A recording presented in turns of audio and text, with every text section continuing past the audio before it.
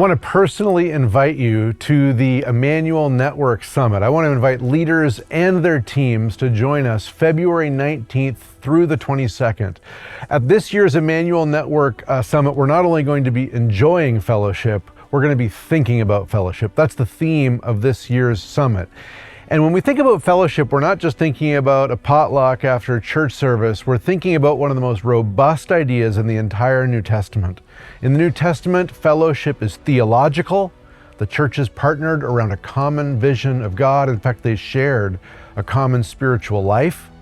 In the New Testament, fellowship is not just theological, but it's also relational. Think about the end of the book of Romans and how many people Paul is expressing love towards. We want to enjoy that kind of fellowship.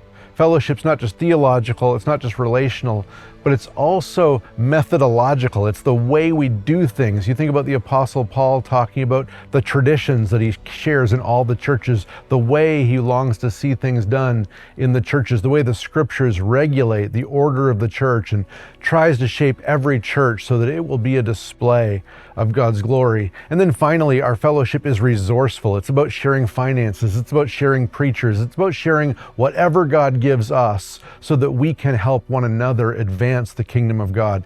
In the New Testament, there is no concept of a lone preacher finishing the Great Commission, or even one church finishing the Great Commission, but rather all the churches worked arm in arm to do what was unthinkable, to advance the gospel within 1 century, to the point where Paul could say that he had no more labor in these parts. He had spread the gospel really throughout the known world. What an incredible act of God that was. It was done in fellowship. We want to see it happen again and again and again through our churches.